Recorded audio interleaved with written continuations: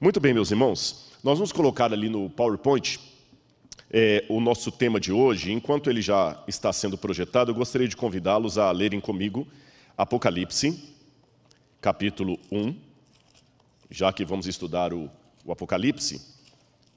Apocalipse, capítulo 1, versículo 4. João, as 7 igrejas que estão na província da Ásia, que a graça e a paz estejam com vocês, da parte daquele que é, que era e que há de vir, e da parte dos 7 espíritos que estão diante do seu trono, e da parte de Jesus Cristo, a fiel testemunha, o primogênito dos mortos e o soberano dos reis da terra. Nós sabemos que foi João que escreveu o livro do Apocalipse. Isso aí não há nenhuma dificuldade, nenhum problema. Agora, a questão é a seguinte: quem é esse João? Por isso que eu resolvi dar o título desse sermão de Aprendendo a Amar, uma análise psicobiográfica da vida do apóstolo João, do chamado discípulo amado. O que eu quero dizer com uma análise psicobiográfica? Talvez você nunca ouviu falar dessa palavra. Eu não sou psicólogo, nem historiador, eu sou teólogo e arqueólogo, mas a gente sempre, na área que a gente acaba navegando um pouquinho em diálogo com outras áreas. E uma área que tem fascinado muito agora, um diálogo interessante, é uma mistura entre psicologia e história. Como é que isso acontece? Bom, nós geralmente conversamos com os psicólogos, aqueles que analisam, que estudam o comportamento humano, e em conjunto com os psicólogos tentamos fazer uma análise psicológica de algum personagem do passado a partir daquilo que nós recuperamos dele ou dela. Ou seja, fazendo essa análise psicológica, nós temos uma psicobiografia, uma análise psicológica de alguém que não existe mais. E através da psicobiografia, a gente consegue entender várias coisas interessantes. Por exemplo, sabiam que Santos Dumont não suicidou simplesmente porque ele viu o avião sendo usado na guerra. Há um motivo psicológico maior. Estudos de psicobiografia, que não devem ser confundidos com psicografia, psicobiografia, mostram que Santos Dumont sofria de bipolaridade. Eu sei que o termo bipolaridade hoje está um pouco em desuso, mas eu estou colocando apenas de forma leiga. Santos Dumont tinha problemas sérios, emocionais, que o levaram ao suicídio, e aquela situação do avião sendo usado para a guerra apenas agravou um problema que Santos Dumont tinha. Bom, houve outros estudos psicobiográficos sobre Herodes, por exemplo, e a partir dessa análise psicológica, nós não vamos justificar, porém compreender um pouquinho melhor por que certos vultos da história agiram como agiram. E o que a gente pode aprender então sobre o apóstolo João? Vamos ver então. Quem era João, cognominado o discípulo amado? Pegue a sua Bíblia, se você está acompanhando em casa, corra agora, pegue a Bíblia e aproveite, enquanto você está aqui, saia um pouquinho aí do canal, mande um WhatsApp para os seus amigos. Gente, liga agora lá no canal da TV UNASP Campus São Paulo e assista essa mensagem sobre o apóstolo João. Na verdade, será uma pregação, um estudo, um reavivamento para honra e glória de Deus. Quem era o apóstolo João? Você tem aí, no quadro, está mostrando para você um mapa da Galileia, a região de onde veio João. Você pode ver ali o mapa da Galileia, você tem em cima o mar da Galileia, tá certo? Descendo o mar da Galileia, você tem o rio Jordão, que desemboca aqui no Mar Morto. E você tem, no entorno do mar da Galileia, o nome Cafarnaum, está escrito Capernaum. Capernaum ou Cafarnaum é uma cidade onde Jesus iria morar. João provavelmente não era de Cafarnaum, ele era de uma cidade próxima ali chamada Betsaida. Mas por alguma razão que nós não sabemos qual, João mudou-se para Cafarnaum. É uma coisa que eu tenho que também explicar já nessa manhã, que nós vamos trabalhar com fragmentos de história. Eu não tenho o quadro completo. Também quero que os irmãos tenham um pouco de paciência, no sentido que algumas coisas que eu apresentarei aqui são hipóteses. Eu não sou inspirado por Deus para falar uma coisa do ponto de vista profético. Eu também não estive lá na época, mas nós tentamos reunir algumas hipóteses. E quer que eu já adiante alguma delas? Você sabia que provavelmente João, o discípulo amado, era parente de Jesus? Não, Rodrigo, eu já estou na igreja há mais de 50 anos, eu nunca li isto. Você saberia dizer com que idade, mais ou menos, João começou a seguir Jesus? Será que dá para ter alguma inferência a partir da Bíblia? Antes de responder essas perguntas, vamos voltar ao mapa do Mar da Galileia. Aquela região ali, pessoal, era um barril de pólvora. Por quê? Porque muitos judeus que eram revolucionários, rebeldes, que queriam fazer revoluções contra Roma, eram oriundos da região da Galileia. A Galileia era tão desprezada pelos judeus aqui do sul, que eles diziam até que um galileu não poderia jamais ler a Torá numa sinagoga, porque a pronúncia dele iria desonrar a palavra de Deus. É porque eles diziam que os judeus da Galileia tinham um sotaque muito carregado. Tanto é que, certa feita, quando Jesus estava sendo julgado, Pedro foi reconhecido por uma das empregadas ali na casa do sumo sacerdote, por causa do jeito de Pedro falar. Ele falava como alguém que era da Galileia. Lembra a pergunta, será que se levanta profeta na Galileia? Até um dos preconceitos contra Jesus era isso. Mas vamos deixar Jesus um pouco, vamos falar de João. João era daquela região. Havia, inclusive, próximo à época que João nasceu, na minha conta, João deve ter nascido por volta do ano 10, 11 da nossa era. Um pouco antes disso, no ano 6, houve uma rebelião ali na Galileia, promovida por um homem chamado Judas o Galileu. Não confunda Judas o Galileu com Judas Iscariote, é outro Judas. Esse Judas fez uma revolução armada e os romanos entraram em peso por causa dessa revolução e destruíram muitas vilas, puseram fogo em muitas casas. Esse quadro que vocês estão vendo aí é um quadro artístico, evidentemente, mas ele dá uma ideia de como seria uma vila da Galileia naquela época. Preste atenção nos detalhes do quadro. Os judeus aqui jogando pedra nos romanos, os romanos entrando como uma tropa de choque. Eles tinham ódio dos romanos.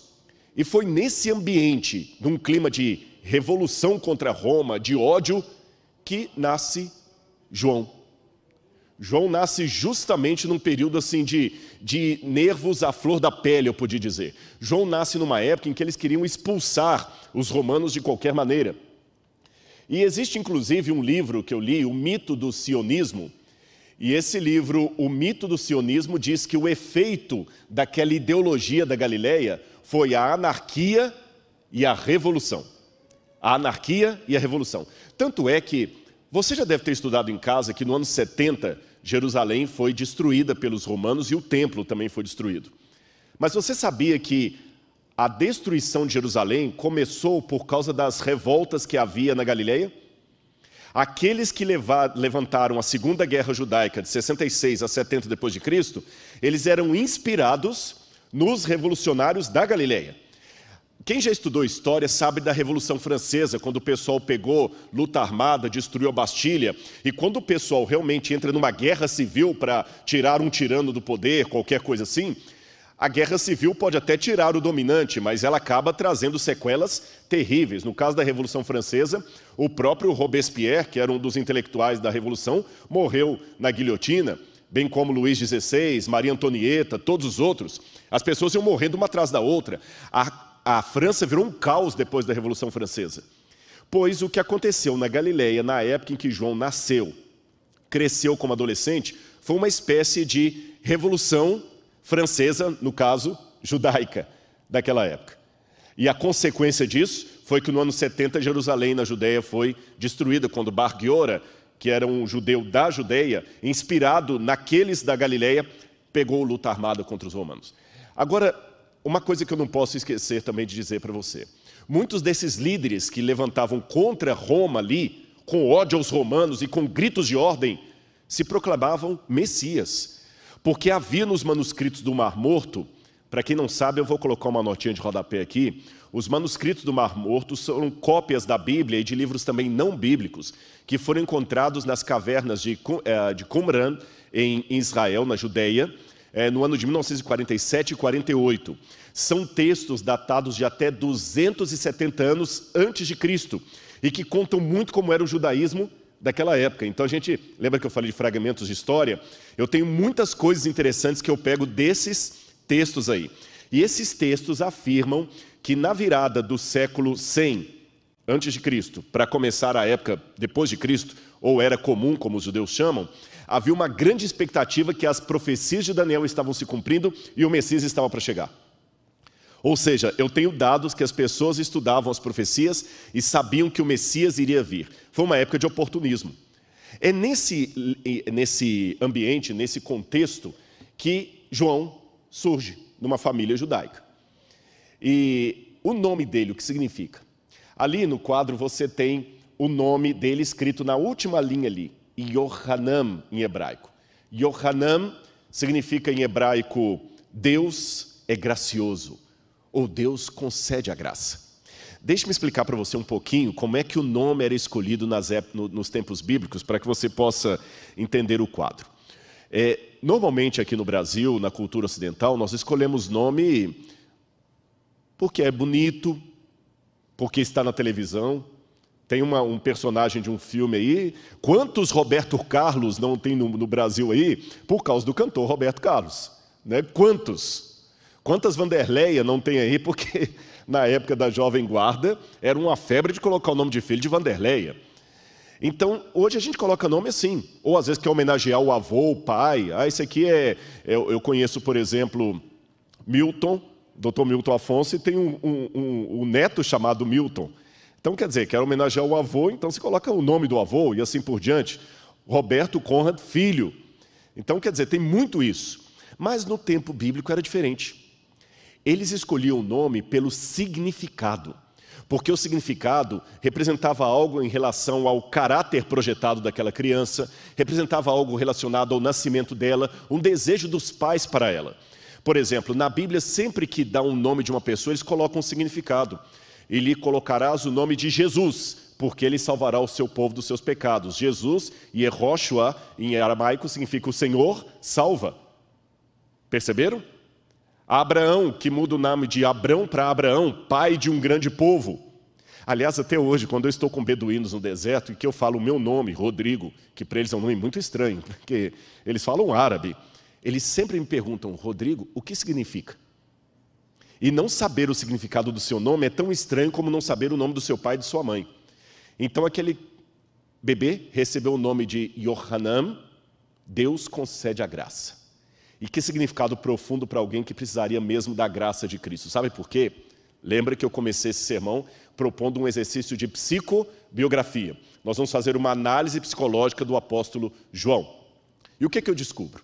Primeiro que ele era um jovem audacioso. Ele queria encontrar o Messias. Ele cresceu na Galileia, talvez com ódio dos judeus, porque é lógico, uma criança que nasce numa comunidade do Rio de Janeiro, ela já nasce com algum contexto ali, que quando a palavra milicianos é pronunciada talvez para alguém de São Paulo, ela tem um significado. Quando a palavra miliciano é pronunciada diante de uma criança da periferia do Rio de Janeiro, ela tem outro significado. Porque o miliciano, para mim, é um dado do jornal. Para ele, o miliciano é aquele que está lá extorquindo o dinheiro do pai dele, alguma coisa dessa natureza. Vocês compreendem? Então, para um judeu da Galileia, a palavra romano, império, César, era odiada. E a palavra Messias era um sinônimo de esperança. Mas talvez João, desanimado com os Messias daquela época, ele queria se aprofundar mais na Torá. Ele queria se aprofundar mais no estudo do Messias. E a melhor maneira que ele tinha era entrando para uma escola rabínica. Só que ele tinha que encontrar um rabino que o aceitasse como discípulo. João não era de uma família de elite, ele não tinha dinheiro para pagar grandes cursos, para ir para uma escola em Jerusalém. Então o que ele fez? Ele vem juntamente com André, um amigo que ele fez ali, os dois saem da Galileia, vocês estão vendo o mapa, e vêm até aqui perto de Jericó. Estão vendo no mapa aí, os dois pontos? Galileia e Jericó. Eu estou sem um retorno de vídeo, o pessoal de casa também está conseguindo ver a tela cheia do... Ótimo. Então você em casa também preste atenção nos detalhes aí. Você tem um pininho mostrando lá Cafarnaum, de onde eles saíram, e eles desceram mais ou menos uns 180 quilômetros até perto de Jericó. Aí se você andar em Jericó para frente, você tem o val do Rio Jordão. Por que eles foram ali para o Rio Jordão? Ali estava batizando João Batista. E João Batista tinha a fama de ser profeta. E era um profeta que era ao mesmo tempo um rabi. E ele aceitava pessoas pobres seguindo. Era fácil ser discípulo dele. Então ele se tornou discípulo de João Batista. Só que um dia, João Batista anunciou: o Messias vai vir. O Messias vai vir. E ele estava esperando esse Messias. E de fato, um dia o Messias veio e foi batizado por João Batista. Quando Jesus foi batizado por João Batista, no dia seguinte, Jesus passou e João Batista falou: olhem, o Cordeiro de Deus que tira o pecado do mundo, é a ele que vocês devem seguir. Ele e o seu colega, na mesma hora, foram seguir Jesus. E quando Jesus parou: o que vocês procuram? A gente quer saber onde é que o Senhor mora. E eles então se tornaram os primeiros discípulos do Rabino Jesus. Qual seria a idade de João nessa época? Eu vou dizer para os irmãos que, na minha opinião, João deveria ter entre 15 e 20 anos. Rodrigo, de onde você tirou isso? Eu nunca li isso no Desejado de Todas as Nações, nem... De onde você tirou que João deveria ter essa idade? Lembra que eu pedi a licença à igreja para levantar algumas hipóteses aqui. Simples. João não poderia, na minha opinião, ter mais de 20 anos por um episódio muito curioso. Se você ler no Evangelho, você vai ver em Mateus capítulo 17, que certa vez Jesus teve que pagar o imposto do templo. Ele estava com os 12. Mas dos 12, quem pagou o imposto do templo? Jesus e Pedro. E você que está em casa, raciocine, por que pagou só por Jesus e Pedro? Lembre que eles perguntaram: escuta, o Senhor e seus discípulos não pagarão o imposto do templo? Jesus falou: Pedro, vai lá, pesque um peixe. Ele tirou as 2 moedinhas, Jesus falou: Pedro, pague por mim e por você. Por que será que Jesus não mandou pagar por todos os discípulos? Vamos abrir a Bíblia em Êxodo capítulo 30, versos 11 a 16. Êxodo capítulo 30, versos 11 a 16. E você que está em casa, acompanhe na sua Bíblia comigo aí. Êxodo 30, 11 a 16. Quando o imposto do templo foi estipulado por Moisés, aqui na minha Bíblia diz assim: o Senhor disse mais a Moisés: quando você fizer recenseamento dos filhos de Israel, cada um deles dará ao Senhor o resgate de si próprio quando você fizer a contagem, para que não haja entre eles praga nenhuma quando você fizer a contagem. Todo aquele que for incluído na lista dará isto: 6 gramas segundo o peso padrão do templo, do santuário, que é de 12 gramas. Esses 6 gramas são a oferta ao Senhor. Todo aquele que for incluído na lista de 20 anos para cima. Então, se Jesus pagou só por ele e por Pedro, o que é que eu posso deduzir? Que os demais tinham menos de 20 anos. A única exceção que eu abriria aqui seria para Levi e Mateus. Levi e Mateus talvez tivesse mais de 20 anos, mas ele era isento de pagar impostos porque era coletor de impostos. Então, João não tinha mais do que 20 anos quando ele seguiu Jesus. E por que eu coloco não menos de 15? Porque, de acordo com o Talmud, você tem o Pirkei Avot, que é a tradução dos pais. Lá diz assim: Judá ben Temá, aos 5 anos é atingido a idade para estudar Mikra, aos 10 anos a Mishnah, aos 13 para cumprir os mitzvot, que é o Bar Mitzvah, né, que é o filho do preceito, e aos 15 estudar o Talmud. Eu sei que isso é um pouco depois da época de Jesus, mas a gente deduz que na época de Cristo, a idade para o menino começar a estudar aos pés de um rabino era a partir dos 15 anos. Então, considerando que ele largou a Galileia procurando um rabino para estudá-lo, ele deveria ter mais ou menos os seus 15 anos, então entre 15 e 20 anos. Surpreendeu vocês? Porque em muitos filmes a gente imagina o apóstolo João, todos os discípulos de Jesus com uma barba já assim, idosos, eram adolescentes que Jesus pegou. Olha quanta coisa pode ser feita pelos jovens. Olhem quantas coisas podem ser feitas pelos jovens. Percebeu? Agora, a juventude tem vantagens e desvantagens. Você sabe que um amigo meu dizia que o problema está nas pontas, né? Porque quando você começa, você às vezes está com muita empolgação, mas não tem experiência de vida. Às vezes lá na frente você tem experiência de vida, mas não tem aquela energia toda mais. E faltando a experiência de vida, o que acontece? O grande problema é que você às vezes vai ter o entusiasmo, mas por não ter a maturidade vai acabar dando as mãos pelos pés. querer resolver tudo na base da foice, e não é assim que a coisa funciona. E João, jovem, mas ele era muito afoito também. Se eu ler o que diz a Bíblia em Mateus capítulo 10, verso 2, lá fala o nome dos discípulos e diz assim: ora, o nome dos 12 apóstolos são estes: primeiro Simão, por sobrenome Pedro, e André, seu irmão. Tiago, filho de Zebedeu, e João, seu irmão. Se coloca desse jeito, Tiago, filho de Zebedeu, e João, seu irmão, é que Tiago era mais velho. Porque na cultura da época, o nome do mais velho sempre vinha na dianteira. Então, João era mais novo que Tiago. E a gente aprendeu alguma coisa. João tinha entre 15 e 20 anos quando seguiu Jesus. João tinha um irmão chamado Tiago. E como é que era o nome do pai dele? Zebedeu. Agora, João tinha um caráter tão grande. Lembra que eu falei dessa questão do nome ter algo a ver com a pessoa? O nome da criança é Jacó, porque ele segurou o calcanhar do outro ali. Yaakov, em hebraico, significa aquele que segura o calcanhar do outro, que engana. Por isso que Jacó tinha esse nome. Quando ele mudou de vida, não podia mais chamar Jacó, teve que se chamar Israel, e assim por diante. Jesus apelidou os dois irmãos, Boanerges, filhos do trovão. Ambiciosos desde o início, eles eram ambiciosos e explosivos. Teve uma certa situação em que uma vila samaritana não acolheu os discípulos. Eles disseram: Senhor, quer que a gente manda um raio descer para destruir? A gente pensa sempre em Pedro como sendo aquele irado, mas João não ficava atrás, irmãos. É porque a gente é muito pegado por esse discípulo amado. Ele falou tanto sobre o amor, a gente imagina um João muito doce, mas João era irado. João teve que domar a personalidade dele, o caráter dele na marra.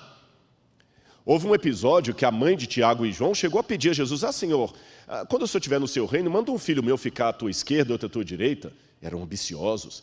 Sempre que havia brigas sobre quem era o maior do grupo, com certeza João estava entre eles. E será que João seria parente de Jesus? O que você acha? Geralmente, quando fala de João como parente de Jesus, a gente pensa em João Batista, que coloca como primo. Mas eu não estou falando de João Batista, eu estou falando do João que escreveu o Apocalipse. Então, eu gostaria de convidar você que está em casa a acompanhar estas passagens da Bíblia aqui, onde eu, de propósito, deixei marcado algumas passagens, tá bem? Acompanhe com a gente aí, e quem está aqui na igreja vai acompanhando também. Se eu comparar o Evangelho de Mateus, Marcos e João, o relato da crucifixão, olha o que eu encontro. Entre elas, as mulheres que estavam ao pé da cruz estavam Maria Madalena, Maria, mãe de Tiago e de José, e a mulher de Zebedeu. Vamos ficar apenas com o relato de Mateus 27, 56. A mulher de Zebedeu era mãe de quem? Tiago e João. Então a mãe de Tiago e João estava ao pé da cruz, junto com a mãe de Jesus, junto com Maria Madalena e junto com uma outra Maria, a mãe de Tiago e de José. Por que eu sei que a mãe de Jesus estava ali? Porque o Evangelho de João vai falar que ela também estava ali. Por isso que nós chamamos o cinturão de Órion de as três Marias, que é a Maria, mãe de Jesus, a Maria Madalena e a Maria, mãe de Tiago e José. Agora vamos para Marcos capítulo 15, verso 40. O mesmo texto diz assim: estavam também ali algumas mulheres observando de longe, e entre elas, Maria Madalena, coloquei de vermelho, está vendo? Porque é a mesma que aparece em cima, Maria Madalena, Maria, mãe de Tiago, o menor, e de José. Raciocine comigo, por que Tiago, o menor? O que você deduz? Aqui tem o pastor Gilson. Se eu dissesse assim, olha, pastor Gilson do NASP. Se eu tenho que colocar o pastor Gilson do NASP, é porque eu entendo que tem um outro pastor Gilson.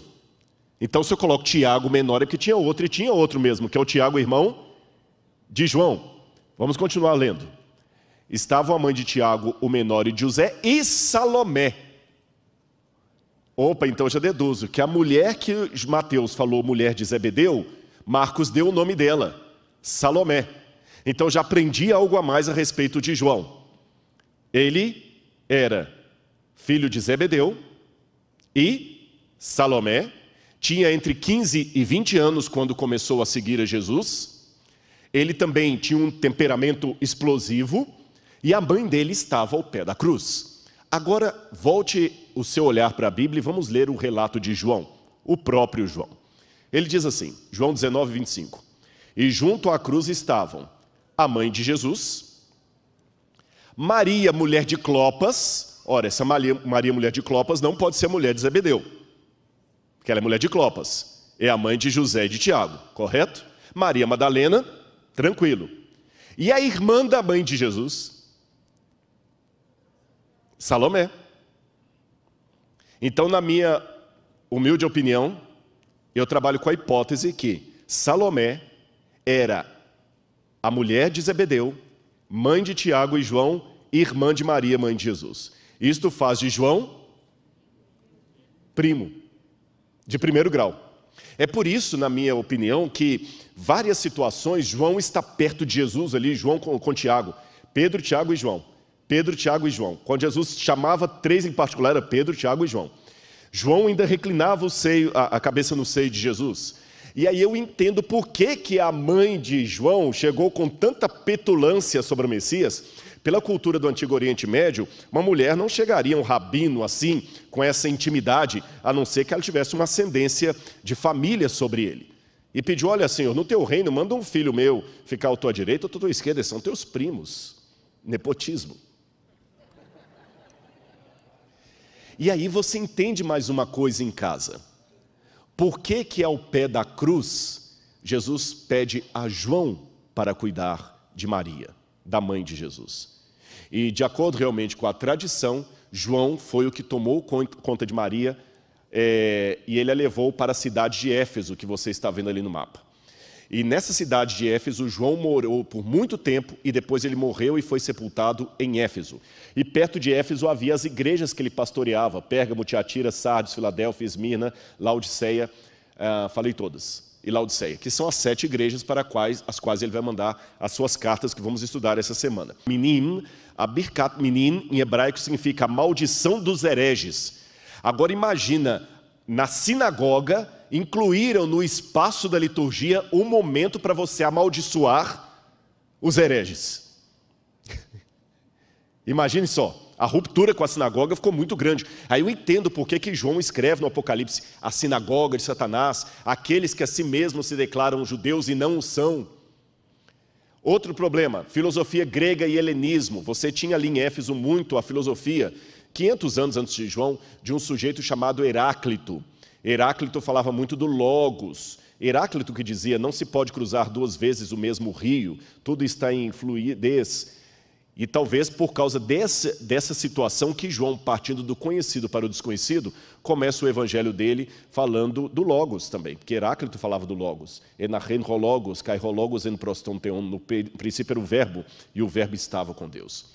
Bom, em quarto lugar, nós temos movimentos dissidentes do cristianismo, como o gnosticismo, que diziam que Jesus não se encarnou, e eram membros da igreja, atrapalhando a igreja, ensinando coisas que os apóstolos não ensinavam. E João era tido, esse já está velho, ele já está meio caduco, vamos adaptar o evangelho ao helenismo. Número 5, ex-seguidores de João Batista, que agora vinham para a igreja cristã. Como o próprio João também tinha sido seguidor de João Batista, quando João Batista morreu, os seguidores dele ficaram perdidos, e o lugar mais próximo que eles tinham era uma igreja cristã, pastoreada por alguém que também seguiu a João. Por isso que no evangelho de João, de cara, a primeira coisa que ele faz é colocar o contraste entre João Batista e Jesus, para mostrar que João Batista não era Messias, João Batista não era em pé de igualdade com Jesus. E em último lugar, a perseguição da idolatria de Éfeso que eu falei com vocês.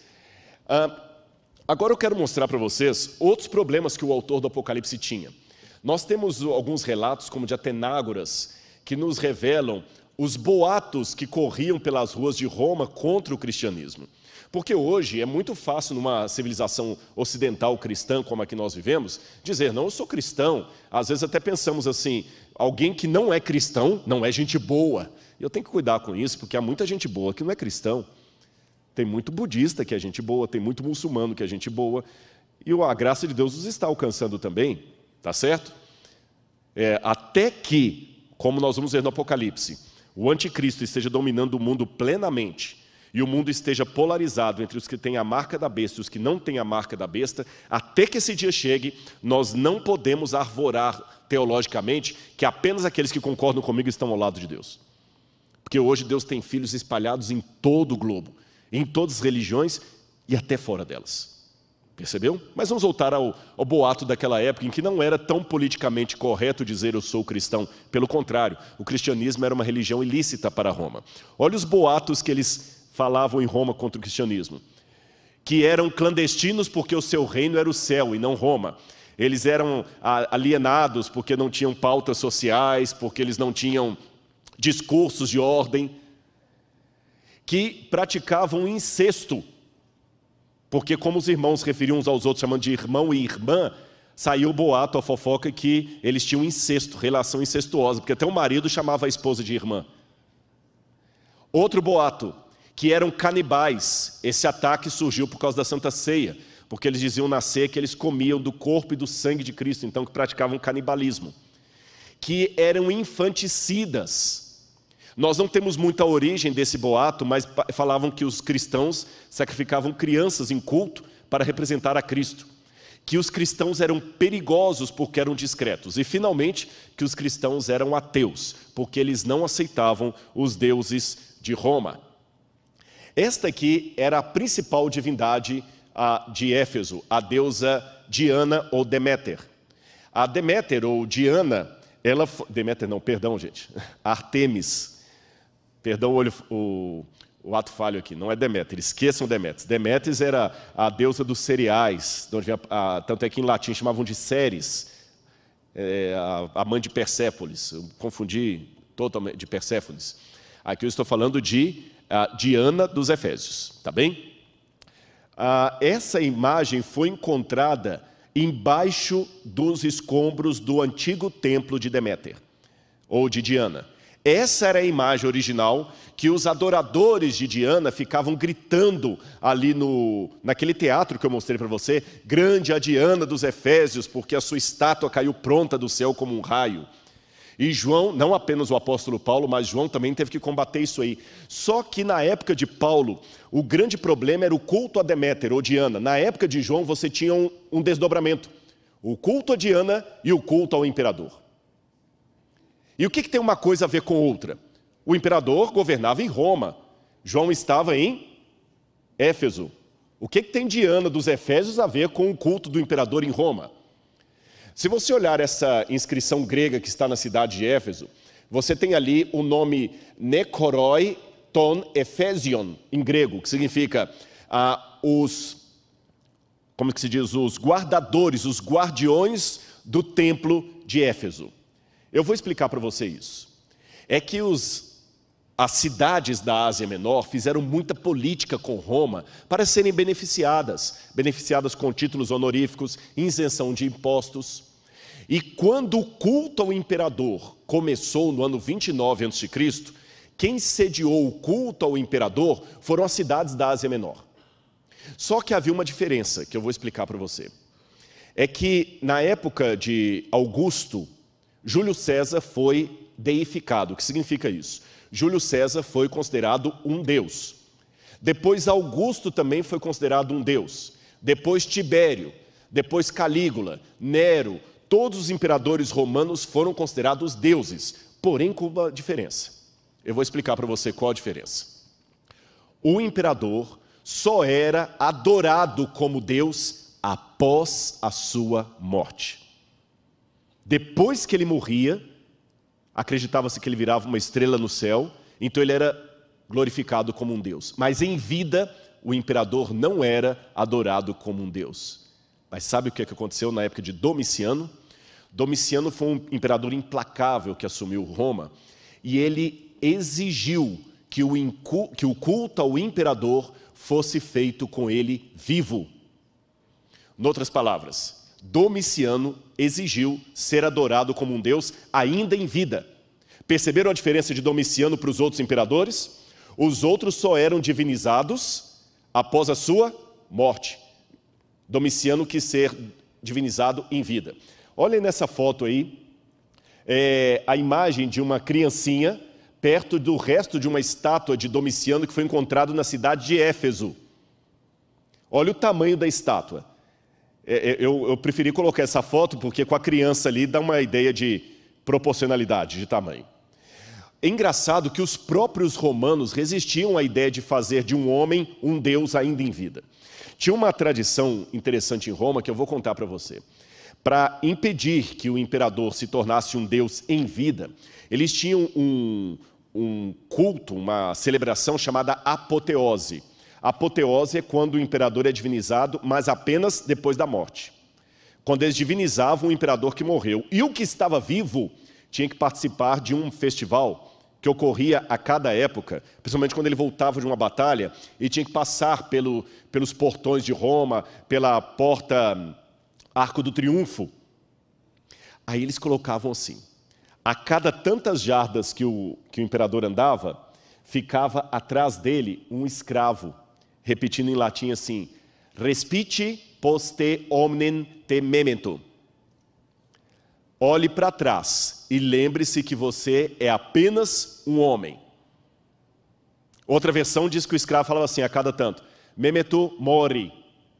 Lembre-te que você é mortal, que tu és mortal. Você é mortal, você é homem, você é homem.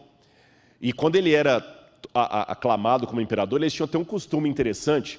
Eles traziam para ele uma bandeja. E quando eles colocavam nessa bandeja, eles colocavam várias palmeiras, pegavam ramos de palmeira, porque a palmeira era um símbolo de vitória, e colocavam as palmeiras na bandeja. Agora, para quem é mais antigo que está me assistindo aí, eu quero que você talvez lembre de casa. Como é que antigamente eles chamavam as bandejas? Agora todo mundo está com medo de falar aqui na igreja, parece que é velho, né? Eu vou dar uma ajuda. Quando passavam geralmente as bandejas para recolher a oferta, o pessoal chamava como? As salvas. Bandeja antigamente era salva, em latim bandeja é salva. Então, como eles colocavam as palmeiras em bandejas, daí que veio a expressão uma salva de palmas. Perceberam? Daí veio a expressão uma salva de palmas. Mas sempre lembrando que o imperador é apenas um homem. João, evidentemente, foi contra isso aí. E embora Jesus trabalhou muito com o caráter dele, Jesus usou João apesar das suas debilidades, eu acho que ainda tinha um pouco daquele filho do trovão, falando assim, não vamos aceitar o imperador. Ele bateu o pé, e até, segundo a tradição, isso não está na Bíblia, mas nós temos uma tradição disso do IV século, no Atos de João, é dito que Domiciano o jogou dentro de um tacho de azeite fervendo, tradição que, aliás, também é encontrada no livro Atos dos Apóstolos de Ellen White.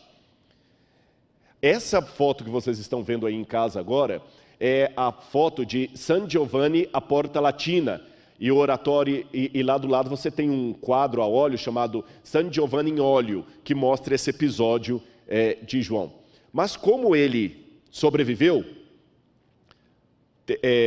Domiciano não queria fazer dele um mártir. E Domiciano então aproveitou, porque Éfeso foi a primeira cidade a oferecer para Domiciano as bases políticas para que ele tivesse o culto em vida. Não deu noutra.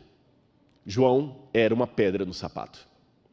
Domiciano tinha que, de alguma maneira, tirar João dali. E o que ele fez? Ele sentenciou João para mandá-lo para a ilha de Patmos. Agora você pode perguntar, por que a ilha de Patmos?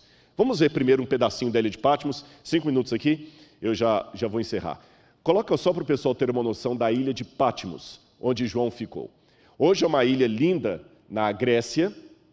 Ali em cima, aquele pequeno castelo que vocês estão vendo ali é um mosteiro ortodoxo, que foi fundado no século XII depois de Cristo. Na época de João, ali em cima tinha um templo de Diana dos Efésios. Da Diana, da Artemísia. É uma ilha, como vocês veem, pequena, tem muitas casas hoje. Esta é uma praia que tem ali, é o único lugar que tem uma praia desse jeito. Alguns até imaginam que foi aí que João teria aquela visão, que ele ficou em pé sobre a areia do mar e viu a besta subindo das águas. Que é o único canto da ilha que tem essa prainha aí. Mas na época de João era um lugar desolado. Havia uma comunidade, que morava ali. Não era uma ilha presídio, não era como Alcatraz. Muitas pessoas pensam Alcatraz, João trabalhando em trabalhos forçados nas minas, não.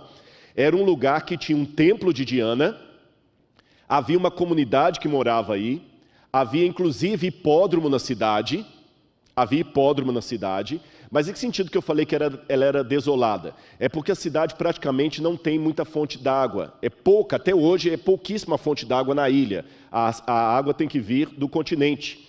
Não dá para plantar muita coisa, vocês estão vendo que é uma ilha vulcânica. E na época era um centro de peregrinação da deusa Diana dos Efésios. Agora, com base nisso, eu consigo entender a sentença de Domiciano. Existe uma mulher chamada Flávia Domitila. Flávia Domitila era parente de Domiciano. E quando ela se converteu ao cristianismo, eu vou falar mais de Flávia Domitila durante a semana, o próprio Domiciano mandou que a prima dele fosse para o desterro. Há várias sentenças que ele poderia dar. Você tinha o desterro exilium, lata fuga ou libera fuga, ou seja, o condenado ia para alguns lugares, mas era proibido de entrar em outros, como Domiciano fez com Crisóstomo. Você tinha também a deportação, que era uma pena mais grave que o desterro. Era considerada como pena capital, pois implicava numa espécie de morte civil. Os deportados eram banidos para os piores lugares. E dentro da deportação você tinha o deportatio in insula, onde o indivíduo ficava num lugar de aquae et ignis interditio, ou seja, privado de água e de fogo. João então foi para um lugar que era privado de água e de fogo, de calor e fontes d'água, mas era um centro de peregrinação da deusa Diana dos Efésios. Aí agora eu entendo o processo psicológico do Domiciano, porque que ele mandou João para a ilha de Patmos. Eu disse para vocês que João, em Éfeso, levantou-se contra a idolatria e o culto ao imperador. Então o que o imperador fez? O mandou como prisioneiro para o lugar onde Diana era adorada, para quebrar a influência dele, para matá-lo psicologicamente. E foi assim que João foi para a ilha de Patmos. Qual a relação de Patmos com a Diana dos Efésios? É que a lenda da mitologia grega conta que Diana, quando ela foi para uma região chamada Latmos, a montanha de Latmos, porque ela estava sendo perseguida, ela vinha de Latmos para o continente. E quando Diana, ou Artemísia dos Efésios, sai de Latmos para o continente, Latmos com L, ela via sob as águas uma bela ilha que estava fundada. Quem mostrava essa ilha para ela era a deusa Selene, a deusa da lua. Só que um dia Selene fez algo. Selene falou: olha como essa ilha é linda. Diana, essa ilha pode ser sua. Então, Diana, Selene e Apolo foram conversar com Zeus. Zeus fez a ilha sair da profundidade das águas para a superfície. E Diana então pediu a Zeus que desse a ilha para ela, onde ela pudesse ser adorada. Então Éfeso era o centro administrativo do culto ao imperador em vida e do culto a Diana, e o centro de peregrinação religiosa era a ilha de Patmos, que teve esse nome Patmos por causa do monte Latmos, de onde Diana saiu. Ficou mais claro para você que está agora acompanhando de casa o contexto? Por que João foi banido para a ilha de Patmos? Pois tem uma passagem do livro Desejado de Todas as Nações que me chama muita atenção.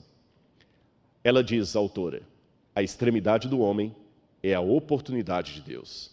Foi ali naquela ilha que João teve a mais bela visão do juízo da volta de Jesus. Essa foto que vocês estão vendo aí é de um resto de uma torre de observação de romanos da ilha de Patmos. É uma das poucas coisas que nós temos que data da época de João. Quando eu vou a esse lugar, eu fico pensando, por essas escadas subiram soldados que vigiavam a ilha. Talvez algum deles entreteve diálogo com o apóstolo João. Quem sabe algum desses soldados não foi convertido pelo próprio João, porque ele certamente fez amigos e amizades ali. E sendo assim, eu termino a minha mensagem para você lembrando uma coisa. Quem era João a partir da psicologia, da psicobiografia que eu quis apresentar para você? João era o filho do trovão. Alguém como eu e como você, que precisava de ajuda. E por que Deus deixou que os traumas, os erros, os defeitos dos seus servos e servas estivessem contidos na Bíblia?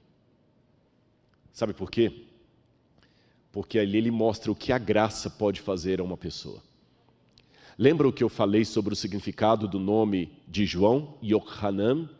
Deus concede a graça, o Senhor concede a graça. E foi isso que João mais precisou em toda a sua vida, da graça de Deus para transformá-lo. E quando eu, Rodrigo, com todos os meus defeitos, pecados e vícios, olho para a Bíblia, eu vejo muito de mim naqueles homens e mulheres de Deus. Eu não digo isso com nenhuma arrogância, porque eles tinham virtudes, mas também tinham defeitos a serem corrigidos. Aí quando eu olho e falo, espera aí, Senhor, se há espaço para eles, há espaço para mim também. E você que está me assistindo agora em qualquer lugar do Brasil ou do mundo, se há espaço para mim, também há espaço para você. Não um espaço apenas de banco, um espaço ativo, para que Deus possa transformar você. Mesmo que você for uma pessoa ambiciosa, lutando com o seu caráter, com a sua personalidade irascível, dia após dia, calma, Deus ainda vai cuidar de você. E mesmo que você for um filho do trovão, Deus vai usar você, como usou João. E se algum dia você, mesmo fazendo bem, por amor a Cristo, for jogado numa ilha de Patmos, Ele vai estar com você. Ali Ele falou com João. Porque hoje eu estou pregando numa igreja confortável, tendo o prazer de ser apresentado como um pregador da igreja adventista, cantando com o quarteto Arautos do Rei, mas podem ter certeza, esse sermão foi preparado pouco tempo antes de eu subir a esse púlpito. Quando eu digo pouco tempo, não poucos minutos. É um sermão inédito, eu quero dizer. Ele foi preparado há poucos dias. Mas o Espírito que me imbuiu a pregar esse sermão foi preparado quando eu estava na minha ilha de Patmos, no alto da laje de uma casa, chorando copiosamente, com 13 anos de idade, e ouvindo o Arautos do Rei e a Voz da Profecia na rádio Itatiaia. E Deus estava comigo ali. Eu quero mostrar para você em casa mais um trecho da ilha de Patmos. E eu quero terminar o meu sermão com mais essa imagem de Patmos. Patmos hoje é um lugar muito gostoso de se visitar. Pode colocar o play. Patmos tem um mar lindo. E eu confesso para vocês que quando eu vou a Patmos é difícil, por um lado, imaginar a angústia de João ali. Porque é um mar tão bonito. Mas olha como o símbolo pode variar de pessoa para pessoa. Aquele mar que hoje, para mim, é tão bonito e que eu vejo tanta gente tirando foto ali, turistas do mundo inteiro, naquela época era o que separava João dos seus queridos. Aquele mar era sua prisão, era aquele mar que lembrava o que ele era, um prisioneiro de Jesus Cristo. Aquelas rochas, cercadas de água por todo lado, eram o que constantemente, manhã após manhã, o lembravam como ele estava longe daqueles que ele amava, e ele estava preocupado com a igreja. Será que os gnósticos vão tomar conta da igreja na minha ausência? Será que a igreja vai se perder? Será que Jesus não vai voltar? Será que nós nos equivocamos? E ele olhava para aquele alto onde hoje está o monastério e viu o templo de Diana, tão imponente, tão poderoso. E eu fico imaginando esse sentimento de João e traduzindo para hoje, que a gente vê a igreja parece tão pequena. O evangelho parece tão pequeno. Quem sou eu para competir com youtubers que ensinam coisas antibíblicas? E eu também olho para o mar que me aprisiona nesse mundo. Pode ser alegria para os turistas, mas para João, aquele mar, símbolo de povos, nações e línguas, era o que afastava dos seus entes queridos. É por isso que, de maneira triunfal, ao final do livro, ele diz: vi um novo céu e nova terra, porque o primeiro céu e a primeira terra passaram, e o mar já não existe. Não haverá mais distância, não haverá mais pranto, nem morte. E é com essa primeira promessa de João que eu inicio essa semana de oração sobre o Apocalipse. Você conheceu aqui João, o discípulo do amor, que teve que aprender na marra o que é amar e se sentir amado por Deus. E nesse momento eu quero que o Arautos cante novamente uma música que fala do amor de Deus. E onde quer que você esteja nesse momento, que o Espírito Santo possa chegar onde a voz do pregador não chega. E possa, talvez, convencer você da primeira verdade bíblica que você tem que aprender. Sabe qual é? Eu vou até querer que essa câmera aproxime mais aqui, que eu quero falar bem pertinho para você. Você pode esquecer tudo que eu falei nesta manhã. Os títulos, as datas. Mas lembre-se de uma coisa. Deus ama você. Essa foi a verdade teológica que eu tive mais dificuldade de aprender. Por problemas emocionais. Eu não entendia que Deus podia me amar. Quando eu descobri que Deus me amava, o meu primeiro desejo era falar isso para todos. E repito, Deus ama você. Jesus tinha 12 discípulos, mas João era aquele que reclinava a cabeça no seio de Jesus. E hoje, o céu dá esse direito a você, de se sentir um discípulo, uma discípula amada de Jesus. Fique tranquilo, o seio dele é grande o bastante para caber todos, mas não se preocupe agora com todos. Você tem o direito espiritual de se sentir o Filho único de Deus no universo. Não o Filho Jesus, porque esse cargo só Ele tem, mas de todos aqueles que foram criados. Você não pode se sentir menos do que o Filho amado de Deus. Mesmo em Pátimos, Ele voltará. E o mar não existirá mais, no sentido da divisão entre você e aqueles que você ama. Que Deus use a vocês mais uma vez.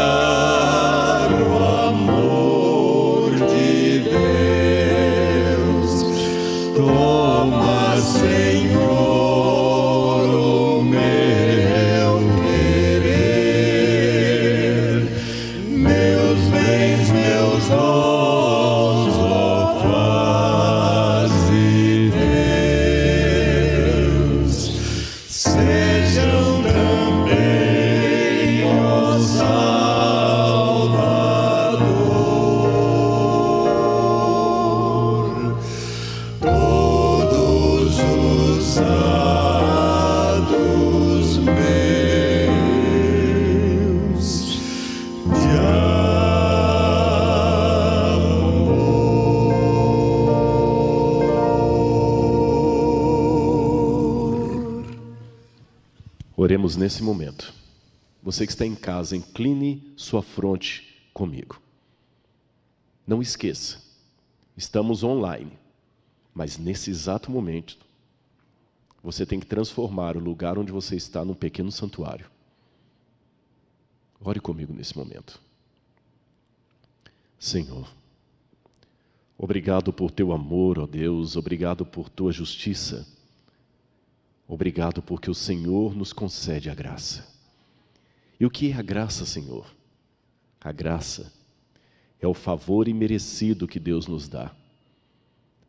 É a mão que Deus estende, oferecendo salvação, oferecendo paz e vida eterna. Eu quero, Senhor, do fundo do meu coração, eu quero ter o privilégio de dar um abraço no apóstolo João. Eu quero poder dizer para ele que eu preguei sobre o livro que ele escreveu. Eu quero dar um abraço a todos os meus queridos que estão comigo neste momento em oração. E eu, os membros do teu povo, os meus irmãos que estão em oração comigo neste momento, e o próprio apóstolo João e todos os heróis e heroínas de Deus do passado, queremos ver Jesus. Permita-nos, Senhor, esse privilégio. E que durante essa semana o teu Espírito esteja conosco, tocando no coração de cada um e que traga um reavivamento pelo estudo do livro que João escreveu na ilha de Patmos, o livro do Apocalipse. Ele foi para ali, Senhor, talvez desacreditado, desanimado, cansado, fraco, com mais de 90 anos. Mas Deus pode usar um homem com mais de 90 anos para escrever um livro da Bíblia e para mudar a nossa vida. Usa-nos também, Senhor, por amor do teu nome. Amém.